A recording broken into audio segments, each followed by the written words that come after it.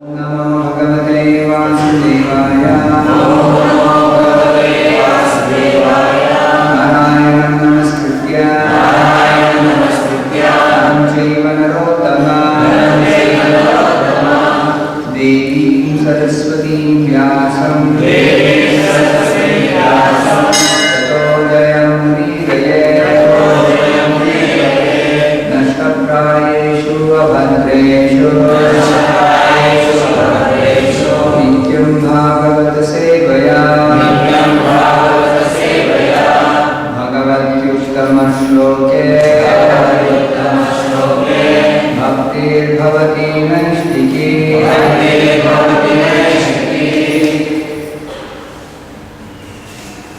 Reading from Srimad Bhagavatam, Canto 6, entitled Prescribed Duties for Mankind, Chapter 13, New Chapter. King Indra afflicted by sinful reaction. The summary of the chapter. This chapter describes Indra's fear at having killed a Brahmana, Vritrasura, and it also describes how he fled and was saved by the grace of Lord Vishnu. When all the demigods requested Indra to kill Vritrasura, he refused because Vritrasura was a Brahmana. The demigods, however, encouraged Indra not to fear killing him because Indra was protected by Narayana Kavacha, or the Supreme Personality God himself, Lord Narayana. Even by a glimpse of the chanting of Narayana's name, one becomes free from all the sinful reactions of killing a woman, a cow, or a Brahmana. The demigods advised Indra to perform an Ashwamedha sacrifice, by which Narayana would be pleased, for the performer of such a sacrifice is not implicated in sinful reactions, even if he kills the entire universe. Following this instruction from the demigods, King Indra fought Vritrasura. But when Vritrasura was killed, everyone was satisfied but King Indra, who knew Vritrasura's position. This is the nature of a great personality. Even if a great personality acquires some opulence, he is always ashamed and regretful if he acquires it illegally. Indra could understand that he was certainly entangled by sinful reactions for killing a Brahmana. Indeed, he could see sinful reaction personified following him, and thus he fled here and there in fear, thinking of how to rid himself of his sins. He went to Manas Sarovar, and there, under the protection of the goddess of fortune, he meditated for 1,000 years. During this time, Nahusha reigned over the heavenly planets as a representative of Indra. Unfortunately, however, Nahusha was attracted by the beauty of Indra's wife Shakti Devi, and because of his sinful desire, he had to accept the body of the serpent in his next life. Indra later performed a great sacrifice with the help of exalted Brahmanas and saints. In this way, he was released from the reactions of his sinful killing of a Brahmana. Text number 1. Shri Shuka Vacha Vritre Pate Trayo Loka Vritre Hate Trayo Loka Vritre Hate Trayo Loka Vina Shakrena Bhurida Vina Shakrena Bhurida Sapala Abhavan Sadhyo Sapala Abhavan Sadhyo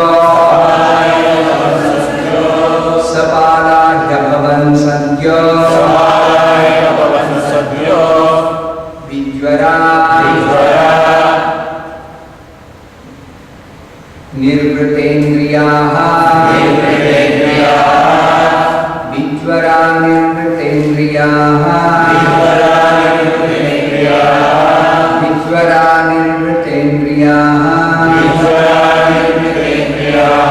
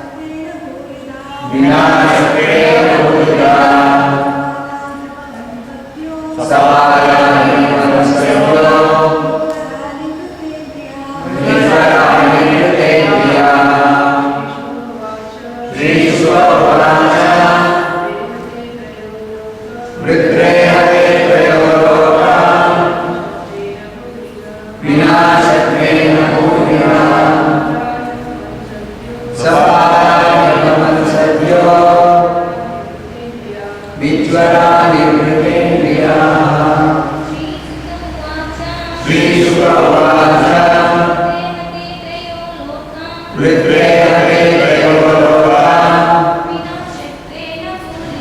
Vinashakrena Purga Savalani Avansabhyo Vijarani Pratendriya. Sri Shuka Vacha Sri Shukadeva Goswami said, Vritrehate, when Vritrasura was killed, Trayam Loka, the three planetary systems, upper, middle and lower, Vina, except Shakrena, Indra, who is also called Shakra, Bhurida, O Maharaj Parikshit, giver of great charity, Sapala, with the rulers of various planets. He indeed, Amavan, became, Sadhyaha, immediately, Vidvaraha, without fear of death, Nirvrita, very much pleased, Indriyaha, whose senses, translation by Divine Graces in Bhaktivedanta Swami Prabhupada. Sri Shukadeva Goswami said, O King Parikshit, who are so charitably disposed, when Vritrasura was killed, all the presiding deities and everyone else in the three planetary systems was immediately pleased and free from trouble. Everyone, that is, except Indra. Please repeat this translation. Sri Shukadeva Goswami said, O King Parikshit, who are so charitably disposed, when Vritrasura was killed, all the presiding deities and everyone else in the three planetary systems was immediately pleased and free from trouble. Everyone, that is, except Indra. Thus ends the translation.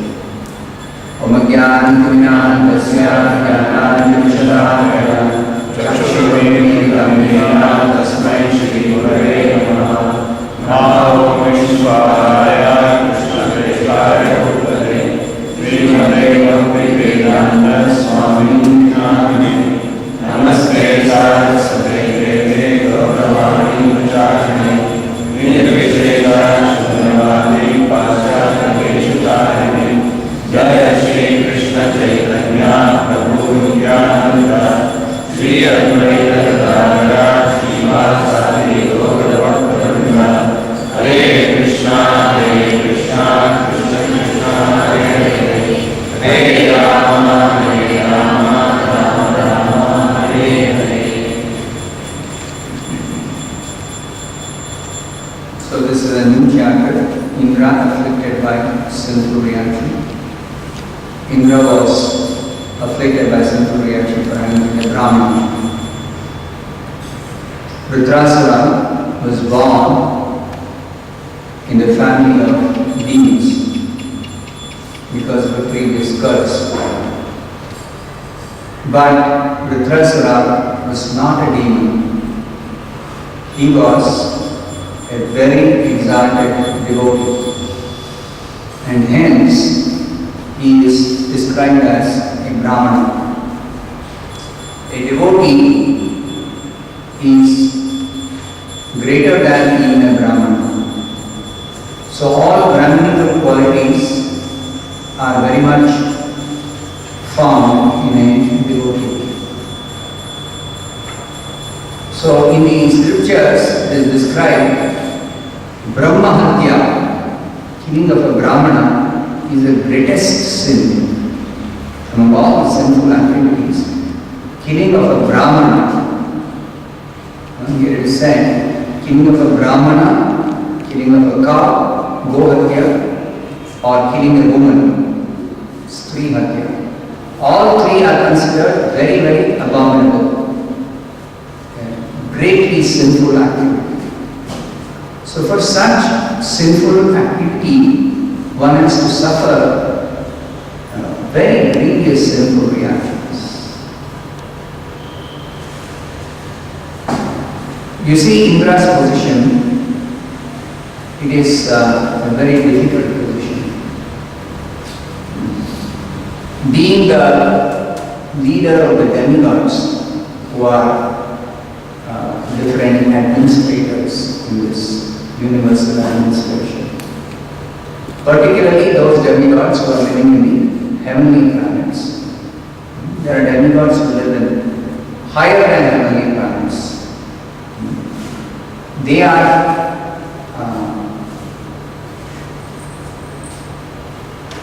greater than demigods who live in the heavenly planets. But still, the demigods who live in heavenly planets and who are having Indra as their leader, they sometimes become subjected to sinful reactions due to performing some sinful activities. Even though the demigods know what is sin and what is not sin, they are very pious personalities. So they generally avoid sinful activities and they perform only pious activities. Still, due to some very strange reason, sometimes these demigods become implicated in sinful activities.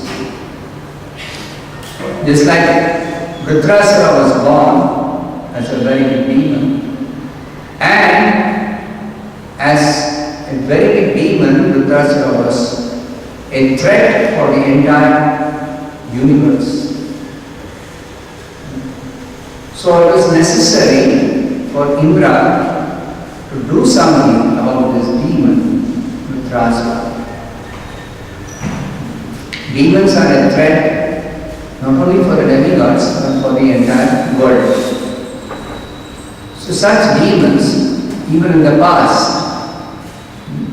have always been a source of danger for people in general.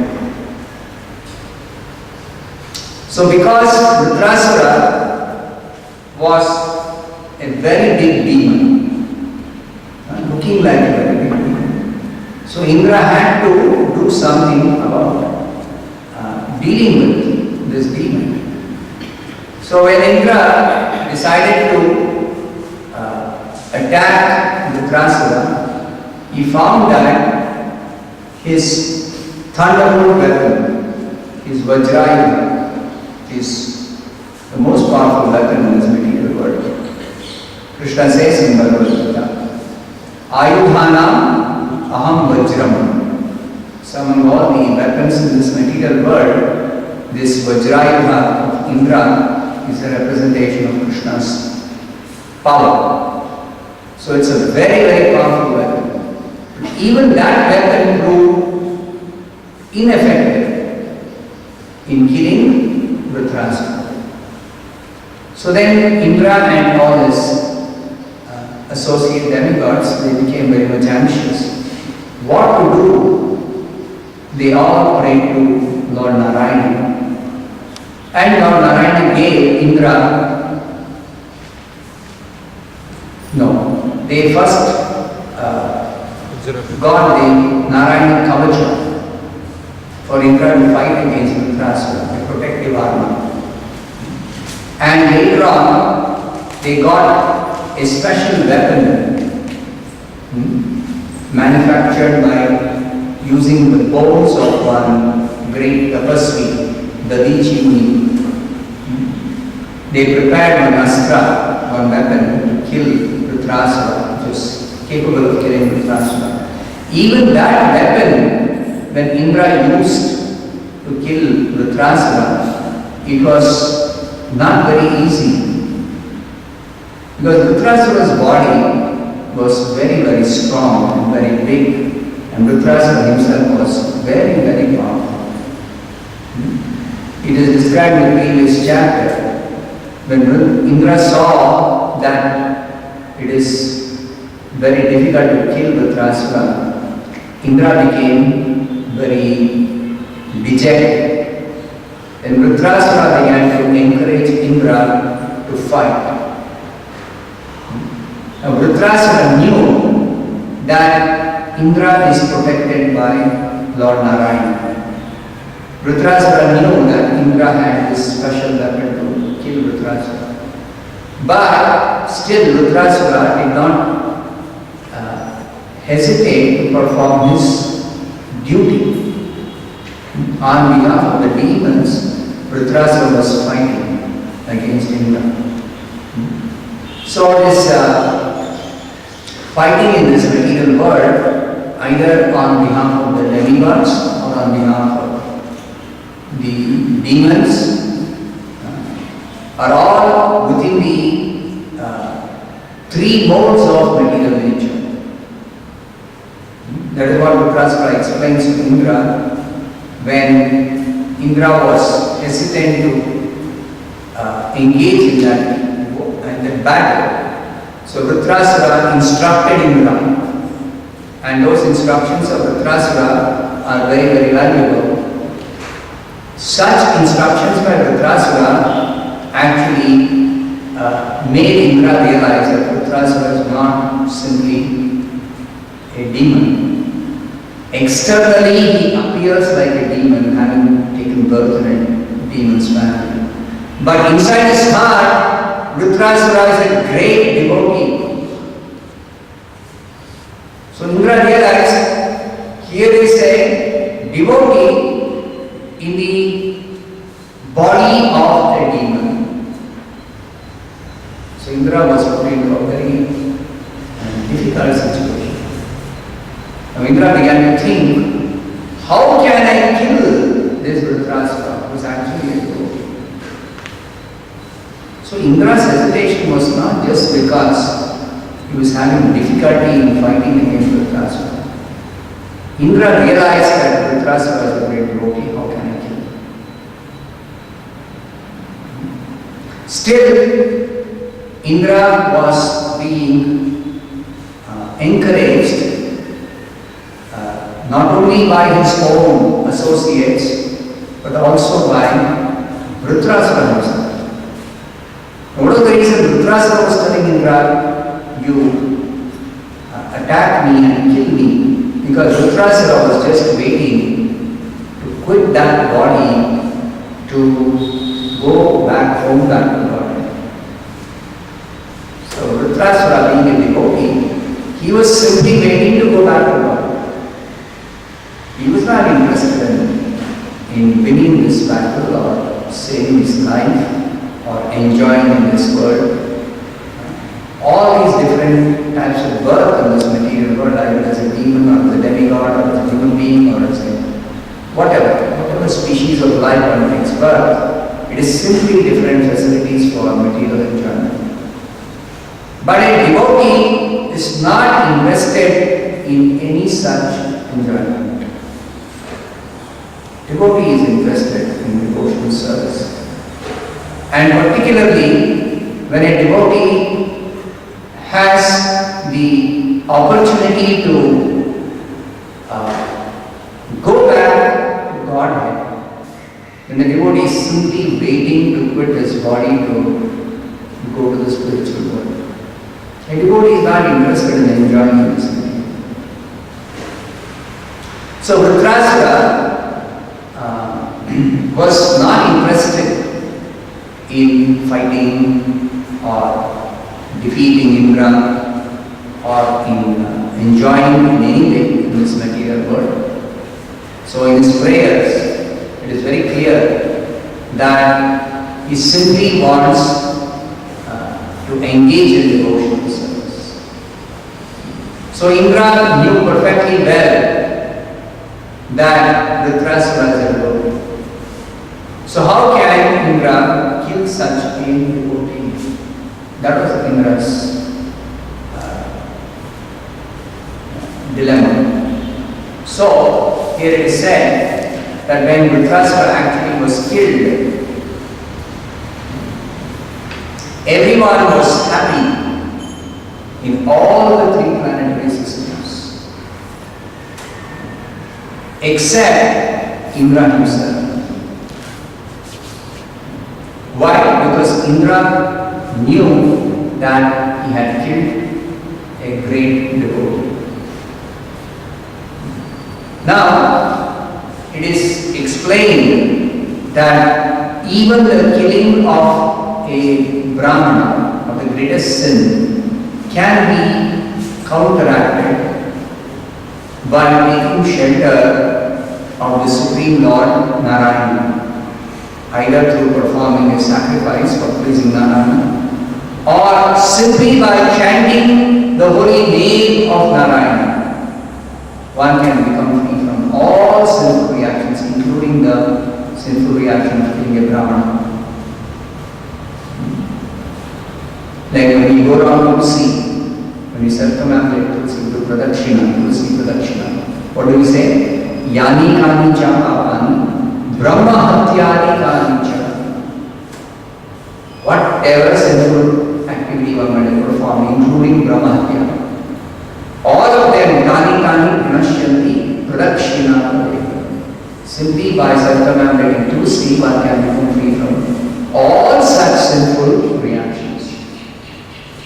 But that does not mean that knowingly one will commit a sin and then say that I will become free from the sinful reaction by either chanting or circumambulating Tulsi or by performing a sacrifice. No. It doesn't mechanically work. Such freedom from sinful reactions are not automatically there by mechanically doing some activity like this. Indra knew this. That yes, I may have to kill this Dhritarashtra for certain reason, but after having killed Dhritarashtra, because he is a Brahmana, and I know he is a Brahmana, I know he is a devotee, knowingly I am killing this devotee, therefore I cannot become free from sinful reactions simply by doing a sacrifice or by chanting the holy name of Narayana. I cannot become free from such sinful reactions. So it's a lesson for us that while we know the devotional service is very, very powerful, that it can counteract any sinful reaction, we should not knowingly commit sinful activities and then try to become free from the reactions by performing devotional service. The Lord is pleased to award freedom from all sinful reactions to a devotee who might have accidentally, unknowingly, in ignorance, committed any sinful activity. So Krishna explains in the Bhagavad Gita, Apichesu duracharo bhajate mam ananyatha sadhureva sadantavyaha samyak vyavasito vyasaha. If one is properly situated in devotional service, engaged wholeheartedly, bhajate imam ananya bhak, one is rendering devotional service without any deviation, very strictly following the principles of the devotional service, nicely rendering seva. Then such a person, if he accidentally commits some sinful activity, even very grievous sinful activity, then he is protected by Krishna. He is to be regarded as saintly, he is not to be regarded as a sinner. But knowingly, nobody should commit any sinful activity. Now here, Indra's position is, he has knowingly killed Vritrasura agreed to go. Knowingly means guilty. So that is why Indra was not happy when Vritrasura died. So it is very clear that in the material world, somebody who has got some material responsibility may be put into a situation where they may have to do some activity which is not proper to be done. Just like Indra having to kill Vritrasura, even though he knew Vritrasura is a devotee and should not be killed, he had to kill Vritrasura. So, such activities are the nature or characteristic of this material world. That's the nature of this material world. In this material world, even though one tries to avoid sinful activities, somehow one may be obliged to do some sinful activity, either unknowingly or sometimes even knowingly. Knowingly, if somebody does sinful activity, then certainly such a person cannot expect that he will become free from sinful reactions by atoning for it. So therefore, the scriptures say that do not engage in any material activity. Do not engage in any material activity. Krishna advises, after explaining all the details of the yoga process, different yoga processes. He says, Sarva dharman parityajya mamekam sharanam vraja. Aham tvam sarva papebhyo mokshayishyami. So why does Krishna say aham tvam sarva papebhyo mokshayishyami? Because the nature of this material world is there will be some sinful activity performed by people, even sometimes knowingly. So Krishna says, you take shelter of me exclusively, you surrender to me, then I will free you from all sinful reactions. So there is no way of becoming free from all sinful reactions except by surrender to Krishna. That's the only way in this material world. So throughout Bhagavad Gita, actually Krishna is instructing everyone to take shelter of him, to surrender to him. Tad vidhi pranipādena. Even in the 4th chapter, Krishna says, you surrender to a bona fide spiritual master who is a representative of Krishna. That is as good as surrendering to Krishna. Tad vidhi pranipādena. So, this surrender is the only way by which one can become completely freed of all sinful reactions, whether committed knowingly or unknowingly, out of some compulsion to do some particular duty, whatever may be the reason, only through surrender to Krishna or through surrender to his bona fide representative, the spiritual master, one can become free from all sinful reactions, and there is no other way. But what prevents a person from surrendering to Krishna, surrendering to a spiritual master? It is this desire to enjoy some power in this material world, enjoy some position, enjoy some material happiness. So this is just like all the demigods in the heavenly planets. They are so much attached to material enjoyment in this world. So they don't want to give up their position and surrender to Krishna. They don't want to give up their position and surrender to a spiritual master. So they have to continue in material existence, and material existence is such that one cannot be free from sinful reactions or safely situated to avoid sinful activities 100%. That's not possible.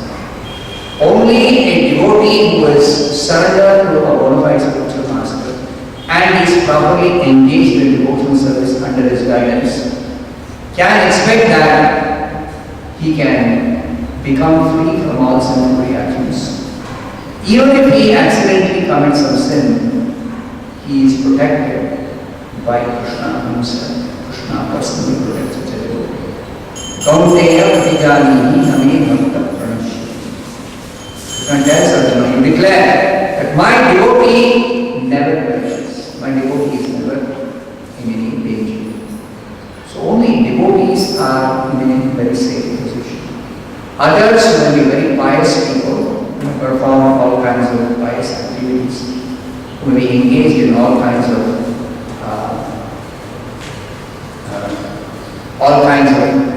pious activities, avoiding sinful activities very carefully. Even such people cannot expect that they will be safe in this material world. That's not possible. Material world is so vain that some reason or the other, somebody may commit some sin. There is another nice pastime of Krishna described in the 10th canto of the Bhagavata. The story of King Mriga. Now you see the position of this King Mriga. He was the emperor of this world, and he was a very, very pious king. He was so pious that he always engaged in pious activities. Most importantly, the word is used here, Bhurida. Bhurida means one who is a great giver of great charity. And he liberally gives in charity to those who are Brahmanas, those who are devotees, those who are deserving. So, Mriga was a very, very, very, very charitable person. He gave in charity to all the Brahmanas. And how much charity he gave? He gave so liberally, it is said that nobody can count how much charity he gave to the Brahmanas. And in giving the charity, King Mriga was very careful that what he was giving in charity was wealth that was properly acquired through pious activities,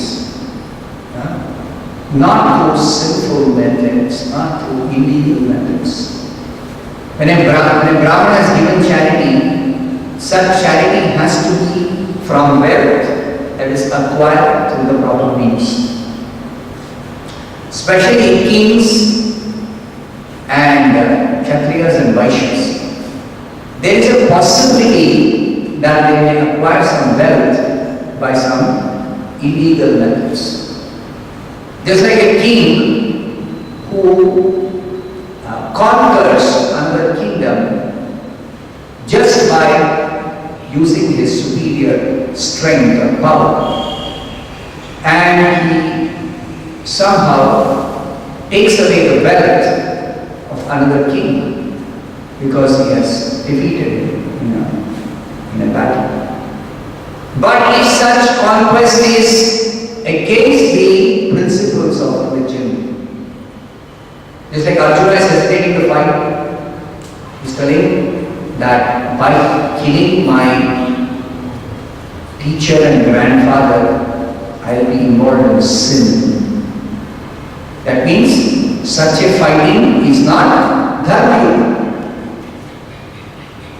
Adharma vivad Krishna pradushyanti kulasya. Adharma. We become involved in adharma if I fight this battle. So kings, when they fight a battle, they have to consider whether it is a dharma yuddha.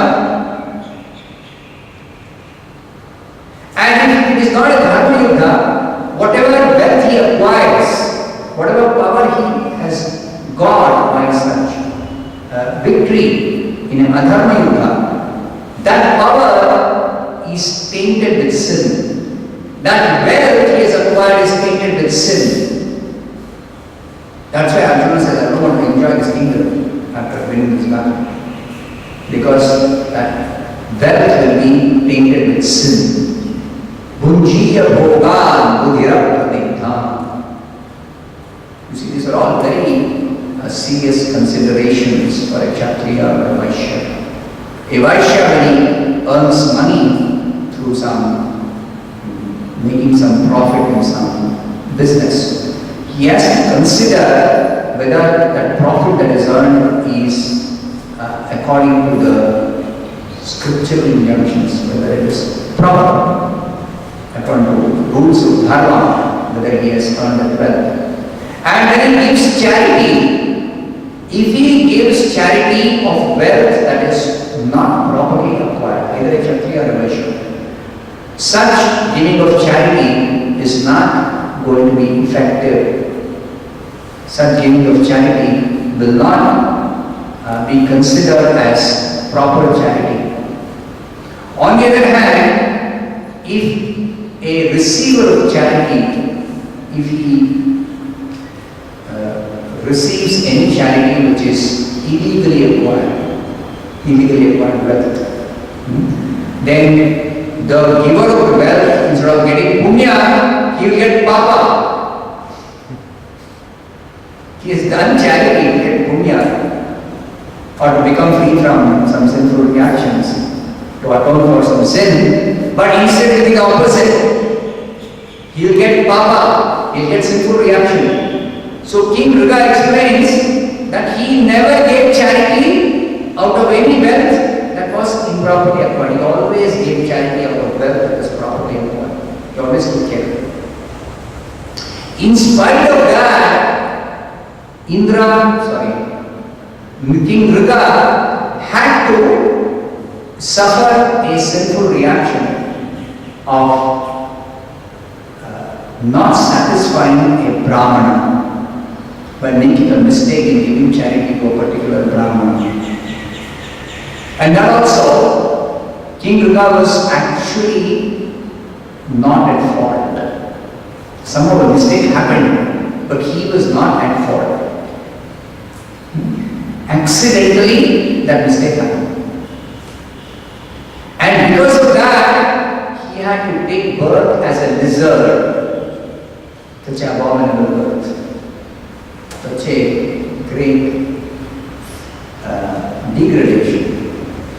From human birth, he is going down to the lower species and taking birth as a lizard. And that also because of what? Because of one mistake that happened while he was giving charity to two Brahmins. And what happened? He had given some number of cows, big number of cows, to one Brahmin. Then he gave another different set of cows, another big number of cows to another Brahmin. But by the time he was giving the second set of cows to the second Brahmana, one cow from the Lord, the first Lord image, which is already given in charity, walked into the second Brahmana. And the first Brahmana, he told Nriga that this cow you have given to the second Brahmana, after it had been given, this is actually belonging to me. It is the cow which you have given me. You cannot give this cow in charity to the Brahmana. The second Brahmana is telling, you have already given me this cow, you cannot take back this cow. You have given me this cow, you cannot take it. It's not that these Brahmanas were very much attached to what was given to them, their wealth. They were merely stating a principle of the religious system of dharma. They are stating a principle of dharma. So Durga was actually in a fix what to do. That cow which is given to the second Brahmana, he cannot take back. And the first Brahmana is telling, you cannot give this cow to another Brahmana because you give me. I can give donation, but you cannot give it. So now what is Nanda supposed to do? So he fell at the feet of the first Brahmana and said, you please let that Brahmana take that cow, I will give you million other cows, lakhs of other cows. Whatever you want, whatever else you want, I will give you. He says, no, I only want that cow, I don't want anything else. The second Brahmana is telling, again he tells the second Brahmana, leave that cow, I'll give you something, anything else you want. No. I want this cow only because you give me this cow. I can't take anything else in exchange for this cow. So what is Nanda supposed to do? He could not do anything. He begged forgiveness, that's all he could do. But because of this mistake he performed, he was obliged to take the punishment of taking birth as a deserve.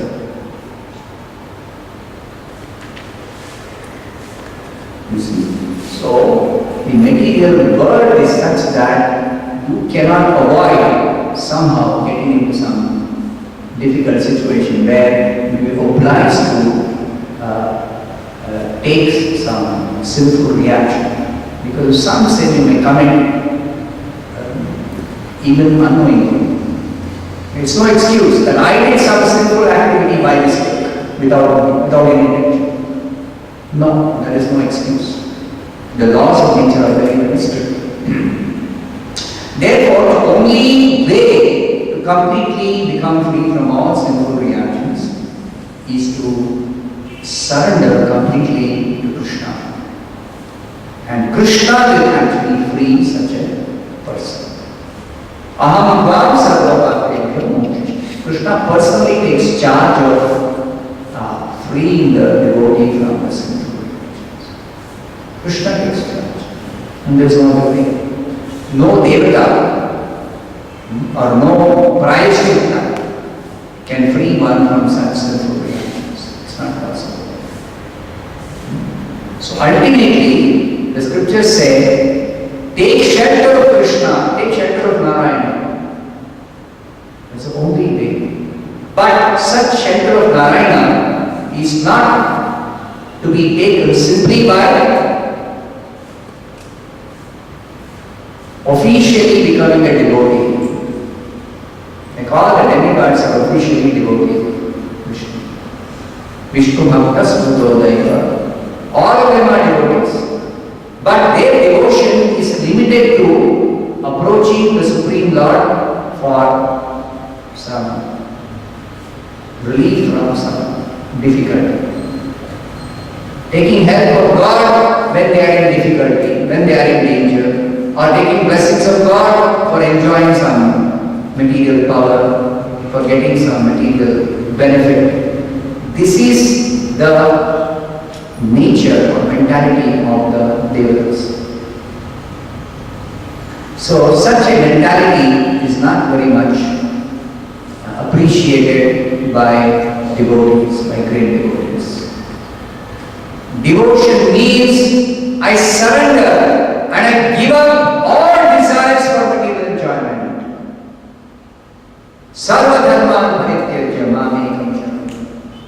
So this sarva dharma parityajya means give up this business of sense gratification. Give up this desire to enjoy this material world even in a pious way.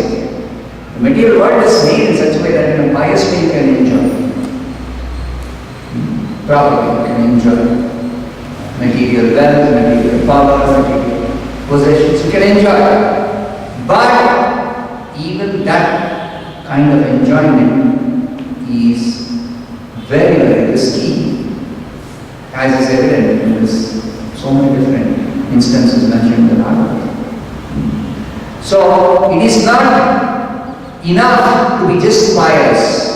It is not enough to approach Krishna when in danger.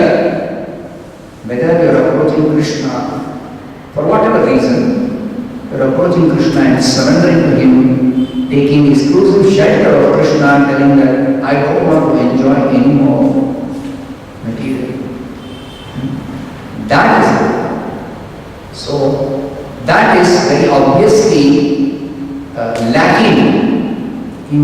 demigods who are very, very, very, very desirous of enjoying the beauty in this world.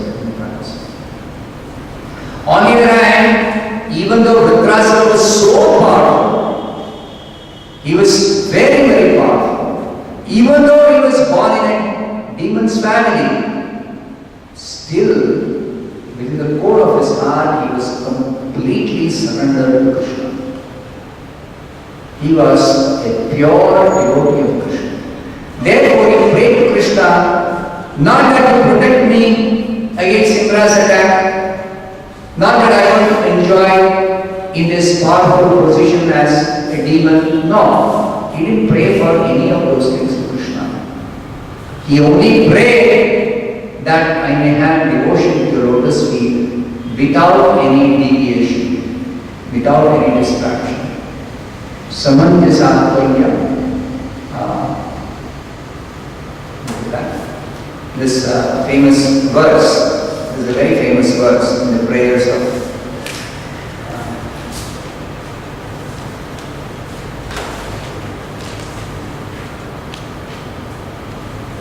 Nana Prishtam Nachaparamishtyam Nasarvabhavam Narsadhipatyam Nayo Siddhir Apunarbhavamva Samanjasatva Virahayadamshi. Vritrasura is praying to Krishna that I don't want to enjoy Dhruvaloka. I don't want to enjoy the heavenly planets. I don't want to enjoy as a Brahma, the topmost controller of this entire universe. I don't want to enjoy the earthly planets. I don't want to enjoy the lower planetary systems. I do not even desire mystic power. Na yoga siddhi. Apunarbhavamva, I don't want even liberation from material bondage. I don't want any of these things. Only thing I want is exclusive devotion to your Lord's feet. That's all I want. So this is Vritrasura's position. See, this is proper surrender. This is proper devotional service. Indra also went to Narayana. Indra also prayed. But what did he ask for? He never asked for shelter to Krishna's lotus feet. He never asked for pure devotion. He asked, give me something by which I can kill Vritrasura. And he got that. See, Krishna is very, very kind. He will give whatever you ask. But you should be intelligent enough to understand what to ask from Krishna. Don't ask something by which you will again be put into a position where you have to undergo some suffering or undergo some difficulty. So never ask such a thing. In short, don't ask anything material. It is simply a source of problem. That's it. It is not meant for real happiness. No material gain or even liberation from material miseries is meant for our ultimate happiness. Real happiness is in pure devotion and service to Krishna. That is where real happiness is. So that is being taught in these descriptions of different incidents in the Bhagavad. So start with Tantrachim and Bhagavad. ದಾನ ಕೊಡೋದ್ರಿಂದ ಪಾಪನ ದಾನ ಕೊಡಲೇಬೇಕು ಅನ್ನೋ restrictions ಇರುತ್ತಲ್ಲ ಅದನ್ನೇನು ಅದಕ್ಕೆ ಹೇಳಿ ಕೃಷ್ಣ ಯದ್ ಕರೋಷಿ ಯದಶ್ನಾಶಿ ಯದ್ ಯೋಗಿ ದಾಸ್ಯ ಯದ್ ತಪಸ್ಯಸಿ ಕೌಂತೆ ಇದೆಲ್ಲ ಮಾಡಲೇಬೇಕಲ್ಲ ದಾನ ತಪಸ್ಸೆ ಎಲ್ಲ ಮಾಡಲೇಬೇಕಲ್ಲ ಕೃಷ್ಣ ಸೇಸ್ ತತ್ ಪುರುಷ್ವ ಮದರ್ಪಣ ಕೃಷ್ಣ ದಾನ. Then there is no difficulty. ಯಜ್ಞ ದಾನ ಕ್ರಿಯಾನ ತುಚ್ಚು ಅದು ಬೇರೆ ಕಾರ್ಯಗಳು ಅದೆಲ್ಲ ಮಾಡ್ಬೇಕಾದ್ರೆ ಆ ದಾನ ಕೊಡಿ ಜ್ಞಾನ ಕೊಡಿ ಎಲ್ಲ ಕೃಷ್ಣ ಕೊಡು. Then you say only by giving Krishna you say There is no other way. ಹದಿನೆಂಟನೇ ತಪ್ಪಲ್ಲಿ ಕೃಷ್ಣ ಹೇಳ್ತಾನೆ ಯಜ್ಞದಾನ ತಪಸ್ಸು ಬಿಡಲೇಬೇಡ. ಬಿಡಬಾರ್ದು, ಬಟ್ ಯಾರಿಗೆ ಕೊಡಬೇಕು?